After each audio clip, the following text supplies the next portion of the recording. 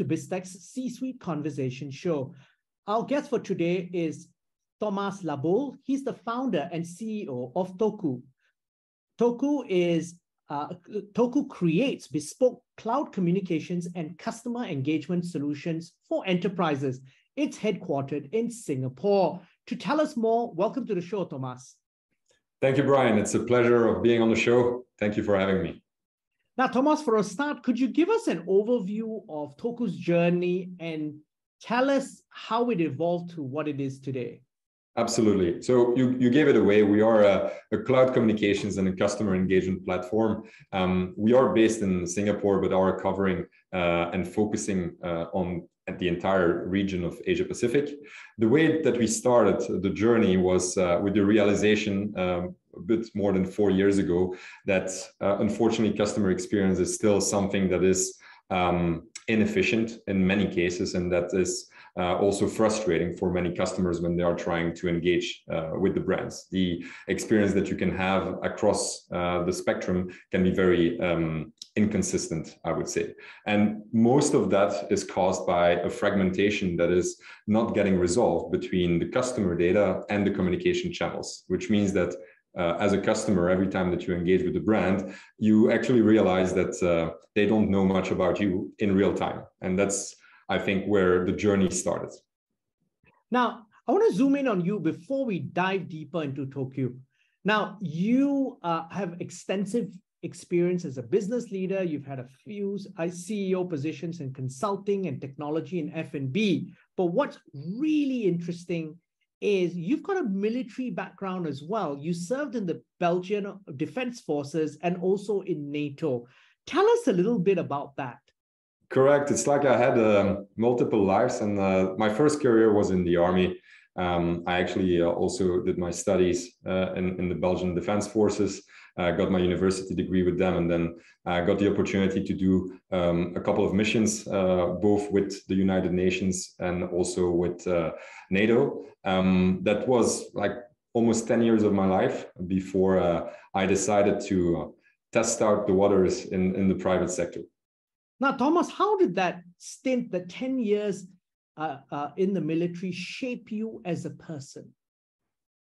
Well, it was definitely very enriching, and I must say that many of the ways I behave today, the values I carry as well, both in my personal life and in my professional life, are partly coming from my time in the army. So I'm very focused on discipline, on loyalty, on also making sure that as a team we succeed, being focused on what we are doing. And in business, that's definitely key. You yourself, as a fellow entrepreneur, you know that loss of focus is a big reason why many startups are missing their opportunity to shine. And so a lot of these things are coming from my time in the army. Now, tell us then in terms of now Toku itself as some of the solutions that you offer. Mm-hmm. So we try to, as I said, be a one-stop place, one-stop provider for brands that have cloud communication needs, which is almost any industry in the economy today. So we start with making sure that there is a strong connectivity background, which is one of the reasons why our competition from the US or from Europe is less efficient in Asia. Because in Asia, as you know, multiple markets, very fragmented space, both in terms of connectivity access and also in terms of the regulations. So you need to have a specialized actor in order to navigate all of that complexity. On top of it, we offer a lot of programmable application programming interfaces. So just to translate all the technicality into something that is a little bit more tangible for your listeners and viewers, we are enabling companies to actually have communication capabilities directly into their own ecosystem. mostly in their application or also on their own platform. So it goes from use cases like enabling delivery rider to call directly the customer because they are unable to find the exact location where to drop off the food that they are bringing, for example. And in order to protect both identities, that communication can only be happening in an anonymized way, either through number masking or directly in application, and also needs to be temporary because you don't want to necessarily be in touch again with your delivery rider or with the customer outside of the transaction. So these are the kind of things that we enable through code and through the APIs that we have.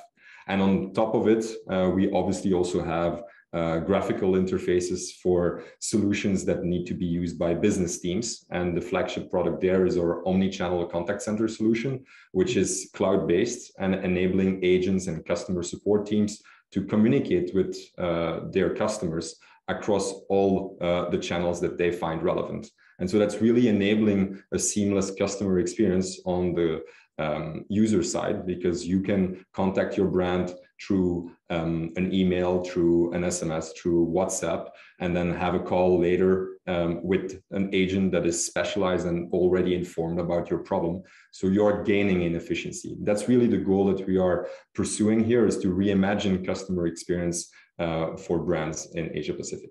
Okay, Thomas, could you break this down for us a little bit more by giving us some customer examples, really how you've helped specific customers with their businesses and how this has resulted in measurable improvements in their businesses? Sure. I think I'll take an example that you might be able to relate to in different markets where ride hailing is present. So ride hailing, one of our customers is a regional ride hailer and specialized in everything that is transportation. And they have a lot of cases where obviously you forget something in the cab, you forget something in the car that you just took, and you realize, unfortunately, after the car has already left.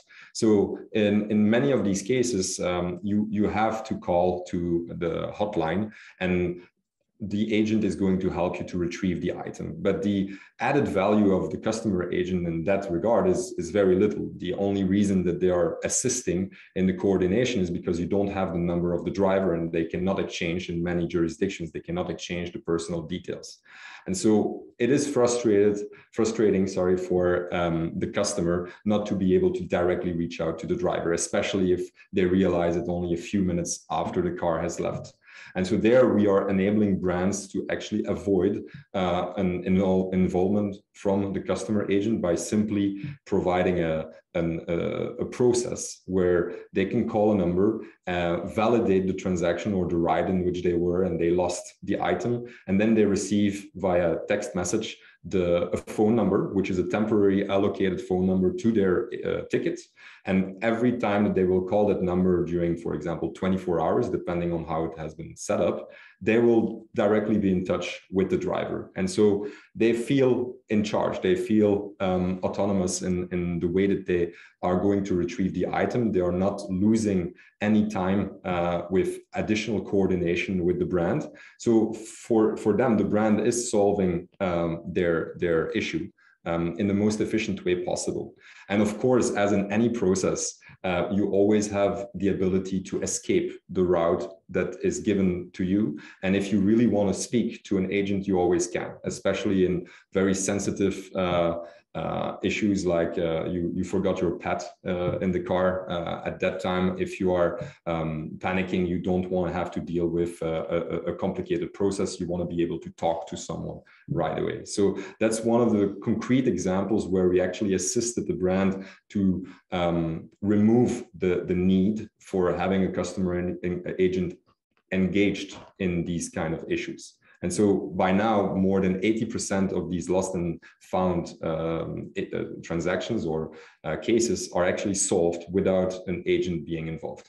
Okay, and I think we can see how big an advantage that is, and how it actually solves a very, very big problem. Because if you're running a business like that, these things happen on a day-to-day basis everywhere. Absolutely.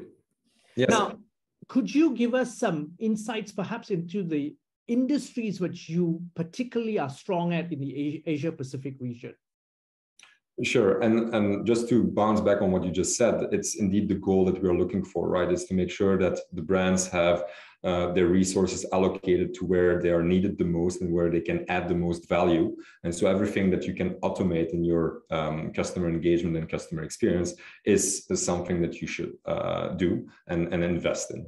And in terms of the industries that we serve, so as we said, every company has communication needs, but we distinguish two main customer targets and segments. First of all those that are what we call cloud native, typically companies that emerged over the last decade, which are built in the cloud, which typically are sharing economy platforms.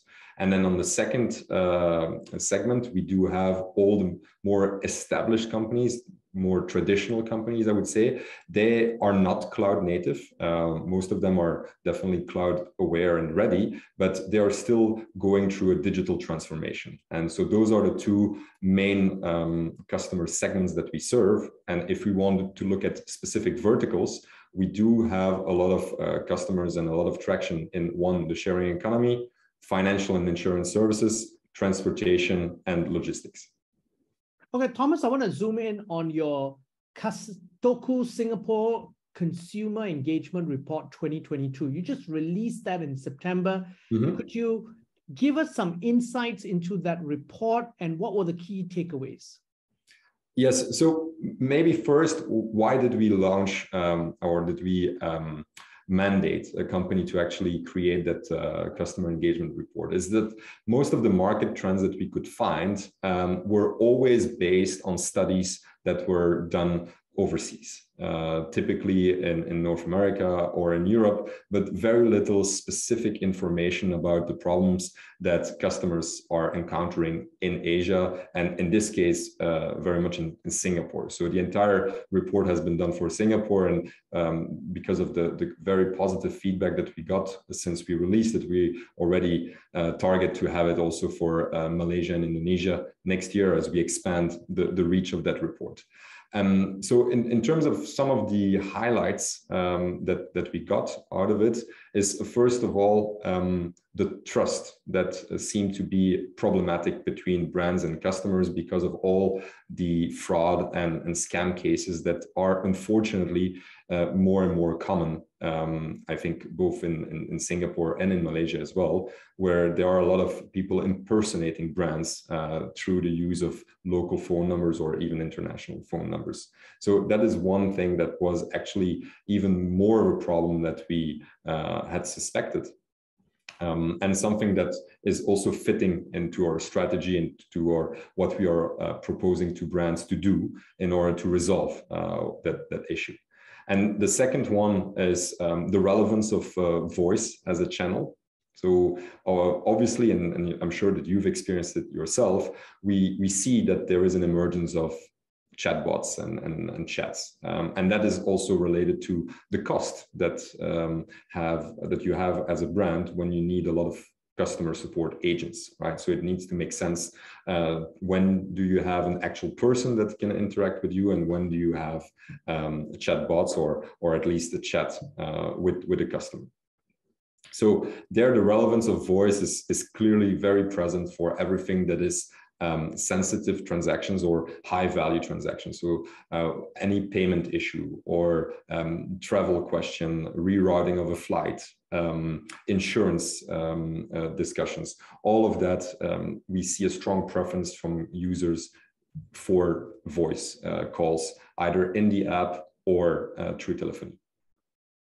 Now, I want to zoom in a little bit on some key trends in the customer experience landscape. Now, customer experience, especially over the pandemic, has just taken a higher sense of importance across all C-suites across the region. What are some key trends that you're seeing in 2023? So the main trend since the pandemic has hit us is that we finally observe that brands are investing in their customer experience, no longer seeing it as a cost center, but seeing it more and more as an opportunity to actually stand out of the crowd. Right? It's really an added value.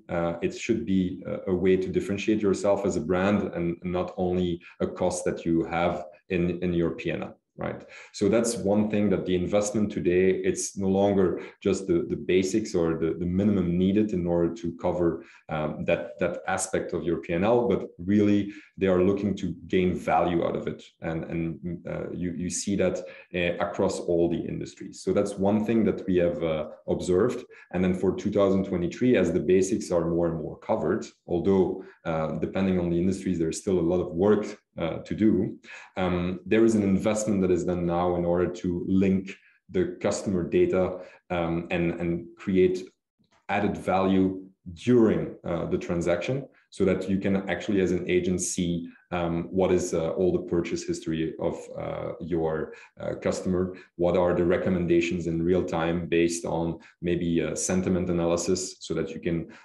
hear and see directly what your customer is feeling.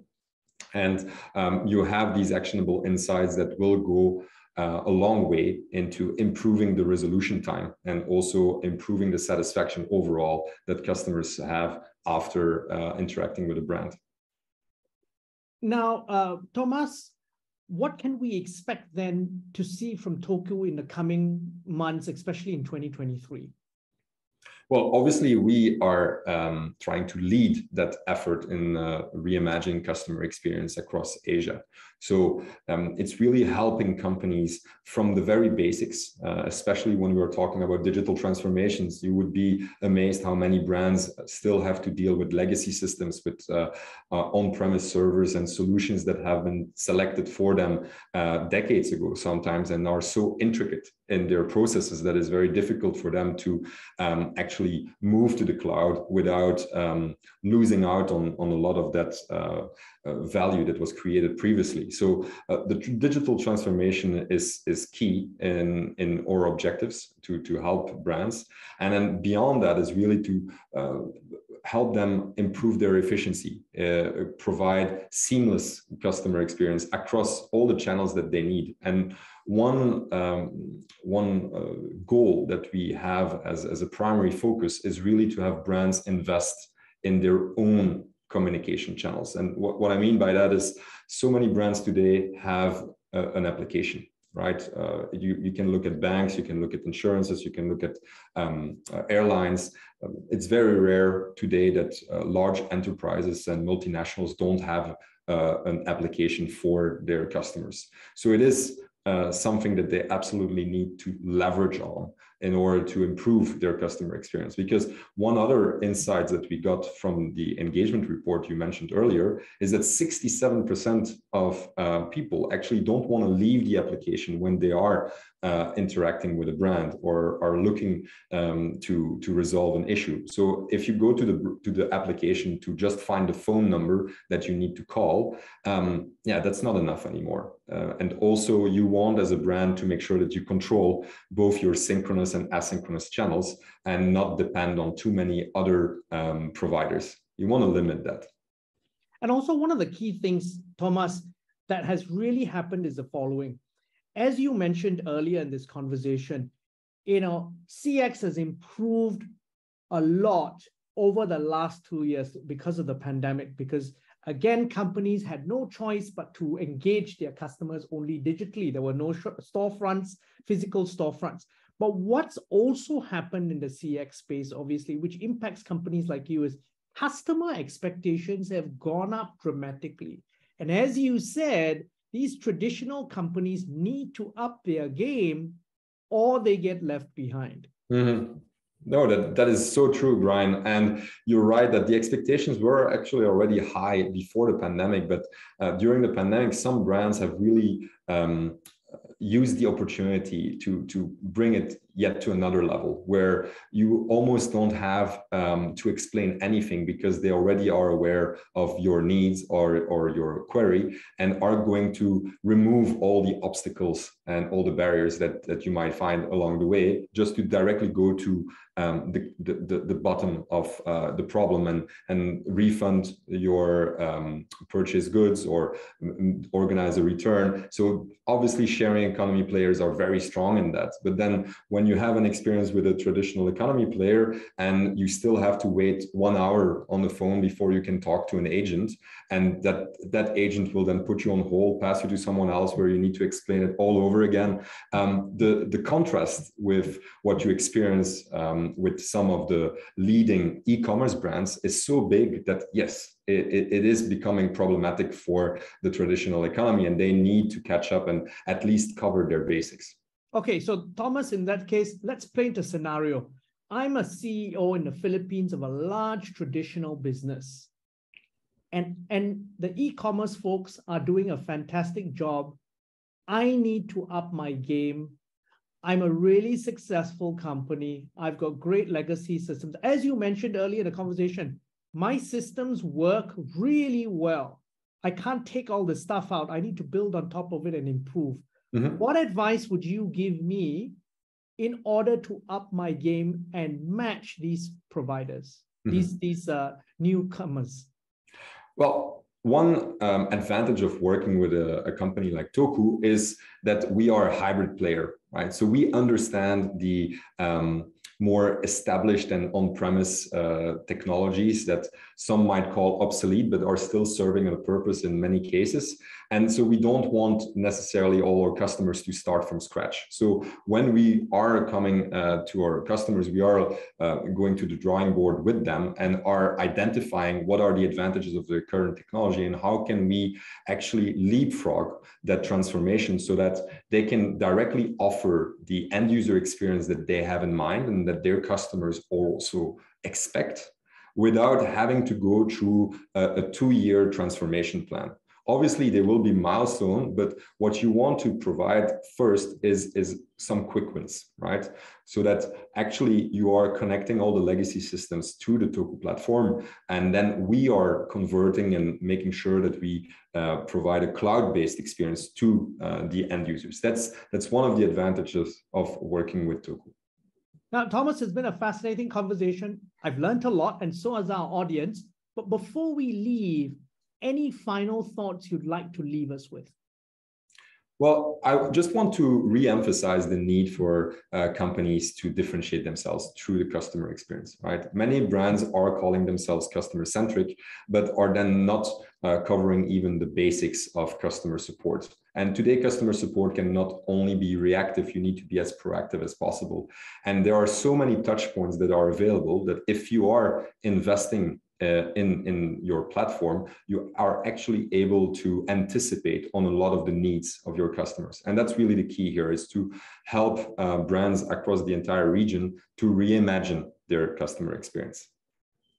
Now, Thomas, thank you very much for taking your time to be on the show. Thank you, Brian.